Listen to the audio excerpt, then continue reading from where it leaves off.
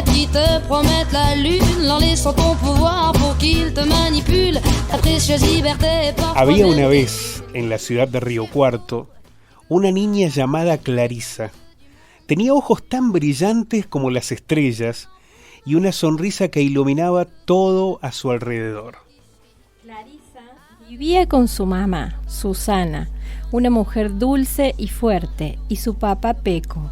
Lo llamaban así porque tenía grandes pecas, pero en realidad su nombre era José Alfredo.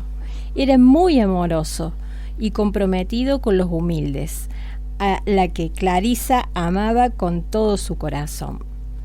Cada noche, antes de dormir, Peco le contaba a Clarisa un cuento y le cantaba una canción especial. Siempre que mires las estrellas, decía, sabrás que estoy contigo, aunque no pueda estar a tu lado. Esa canción era un secreto solo de ellos dos, algo que los unía siempre, no importaba la distancia.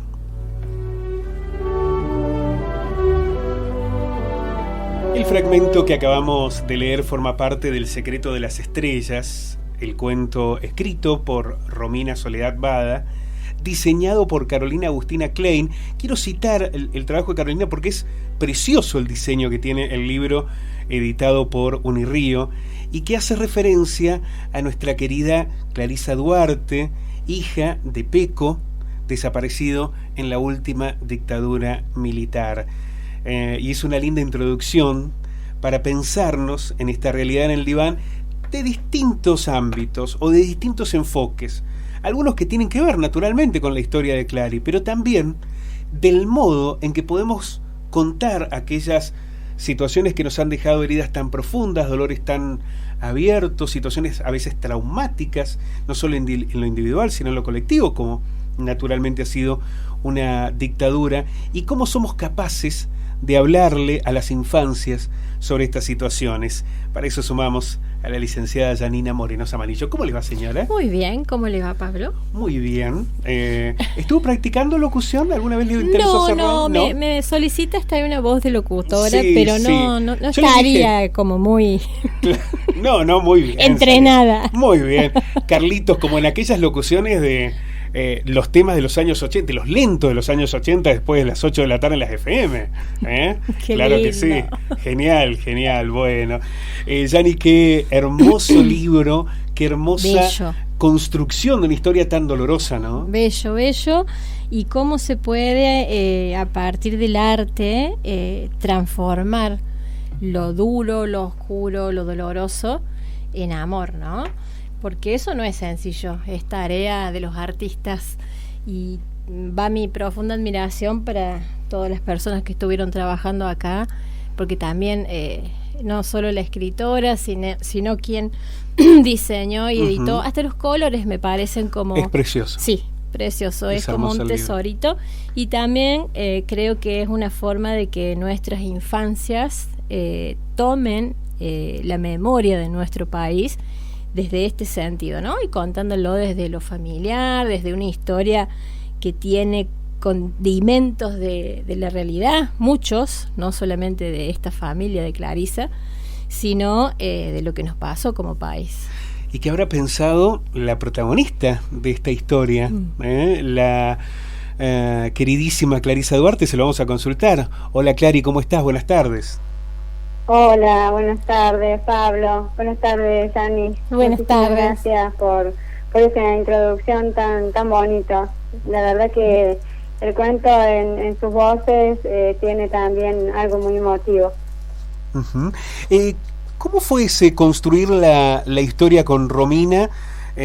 Porque imagino que es un desafío especial pensar que el público al que se destinaba ese relato era el de las infancias, eran los hijos e hijas que iban a poder reconocer a partir de tu historia lo que había sucedido en esa etapa tan dura para la Argentina.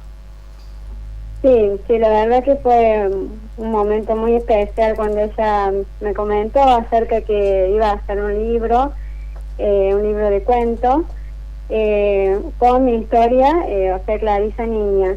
Yo en un principio no dimensioné esto, digamos, pero después cuando vi el libro y bueno, según lo que dijo recién también Janina es real, está hermoso, muy lindo con los colores y demás, cómo se puede llegar a través del arte. Hay veces que nosotros cuando vamos a las charlas no nos cuesta ponernos, digamos, como en aquel periodo los chicos y chicas, porque es como que lo viven, pero que está muy, muy lejos. Entonces me parece que el libro viene también como a llenar este vacío literario que había, que bueno, que sigue habiéndolo, porque hay muy poco, pero construye de ese lugar, desde local, una familia local que le pasó esto en dictadura y cómo lo vivimos los hijos y las hijas a este periodo tan terrible de nuestra Argentina. Clary, entonces sí. Te hago una consulta ahí. En esa experiencia con los niños me interesa, preguntan, exploran, ¿qué sentimientos van surgiendo en esas experiencias? Sí, mira, ya me han dicho que lo han trabajado con niños. Sí. Esta presentación que hicimos el día miércoles, por ahí, iba a decir día de ayer, pero el día miércoles, la hicimos con unos libros que hicimos imprimir junto al Sindicato de Obras Sanitarias, al cual representa la Secretaría de Derechos Humanos, pero está para la descarga gratuita en Unirío, editora. Entonces ya algunas personas lo habían estado trabajando.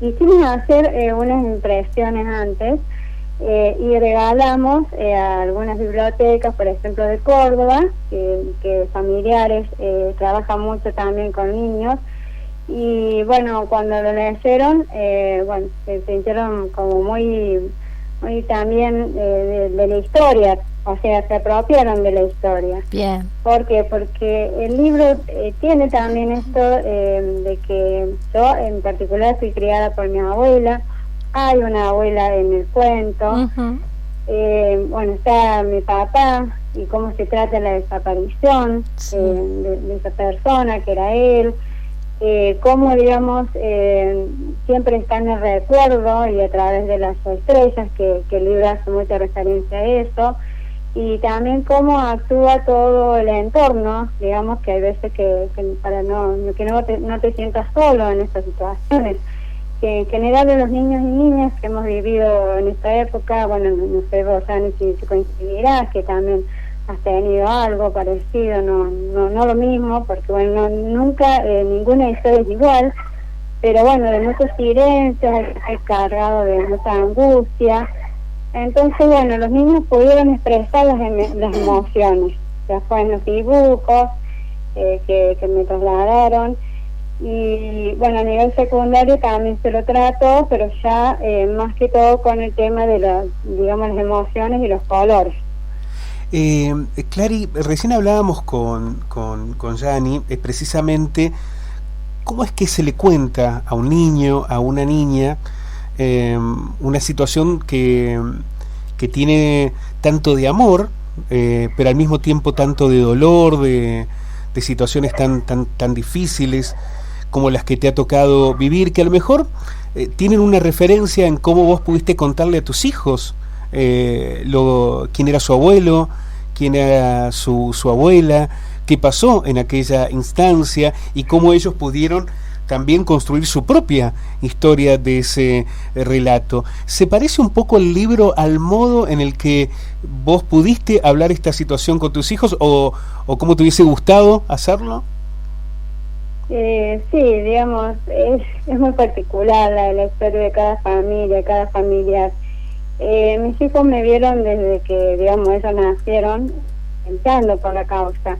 Entonces, de pronto yo los llevaba a las marchas, siguen yendo eso ahora solos conmigo, o estábamos haciendo claveles para una determinada actividad, o pintando pañuelitos, o sea, todos los símbolos de los cuales también nos hacen sentir bien, ¿no es cierto?, en casa.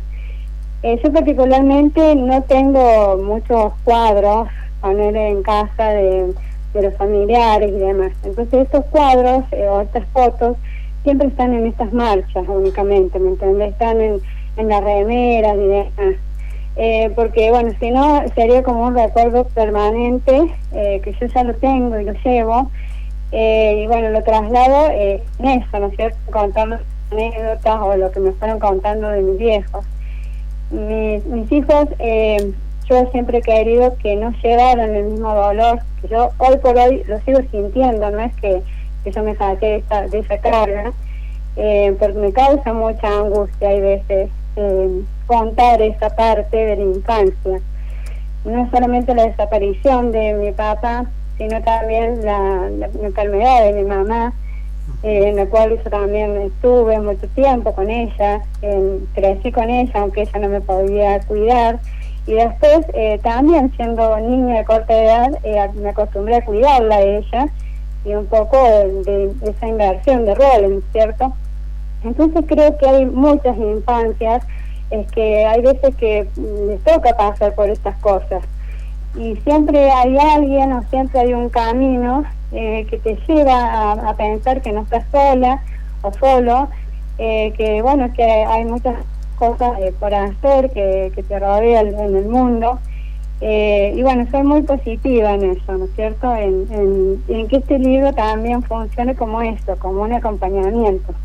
Clary, yo en ese sentido te quiero agradecer como de manera personal, porque, bueno, no puedo dejar de ser, Pablo, autorreferencial en esto. Naturalmente. Porque mi mamá no fue desaparecida, pero fue expresa política y fue torturada durante su estadía como presa, embarazada de mí, ¿no?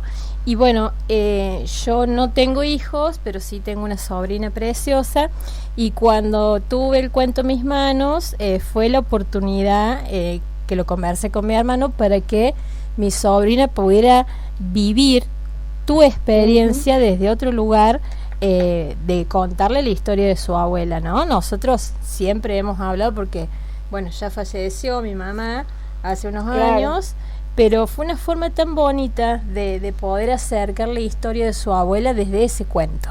Entonces, yo lo recupero desde ese lugar, por más que todos, es cierto, hemos vivido historias diferentes y nuestros padres y abuelos, pero me parece que sirve, suma, transforma, como dice el cuento en amor, algo que es muy, muy doloroso y muy difícil de traerlo a estos tiempos, ¿no? Así que te agradezco. Bueno, ahora yo te agradezco por el comentario, porque realmente entonces acompaña. Me encanta que haya pasado eso. Hermoso. Y gracias por acercárselo a tu sobrinita también. Bueno, gracias. Clary, yo quiero agradecerte mucho que nos hayas permitido reflexionar. El libro tiene que estar en todas las escuelas, y una sugerencia especial para las mamás y los papás que nos escuchan a través de la radio: no se pierdan la oportunidad de tener ese libro en sus casas. Es una maravillosa posibilidad para poder explicar con la poesía y con el relato extraordinario de Romina, con ese diseño hermosísimo que han hecho desde Unirío, de poder explicar lo que ha significado en la historia de cada uno y de cada una de nosotros la última dictadura militar, y aún más cuando esa reseña hace referencia a alguien de nuestro entorno, de nuestra sociedad, alguien que lidera las marchas, a quienes vemos habitualmente defendiendo la memoria, la verdad y la justicia. Por eso es muy importante que ese libro esté en cada casa, no solamente en cada escuela y en cada biblioteca, sino que podamos apropiarnos para poder contarle a nuestros hijos e hijas lo que significa una dictadura militar y el enorme daño y cómo lastima una dictadura militar. Clary, te mandamos un fuerte abrazo. Muchísimas gracias. Bueno, muchísimas gracias. Gracias por tratar el tema. Son a veces cargas que nos toca llevar. Es más fácil así con gente comprometida, con gente que está dispuesta también a hacer una construcción de este nunca más. Yo te decía que no quiero dejarle esto a mis hijos con angustia, digamos, que ellos lo vean con angustia, y creo que este libro es eso, digamos, es bello. Romina y Caro lo lograron, contar ese dolor, esa tragedia con estos condimentos, ¿no es cierto?, que se puede salir adelante, la lucha y demás. Así que bueno, muchísimas gracias por tratarlo. Un fuerte abrazo, Clary, muchas gracias. Clary. Clarisa Duarte. Gracias, Jan.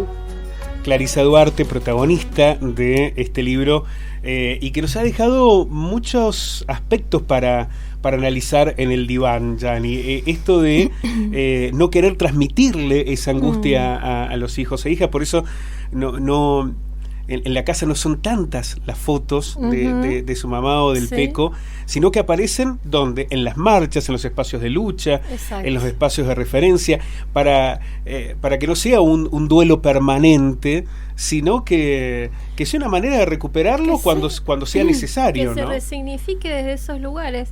Y también me parece interesante, más allá de esto, que siempre hay preguntas de los papás de cómo explica, o de los adultos que están a cargo de los niños, cómo explicar la muerte, ¿no?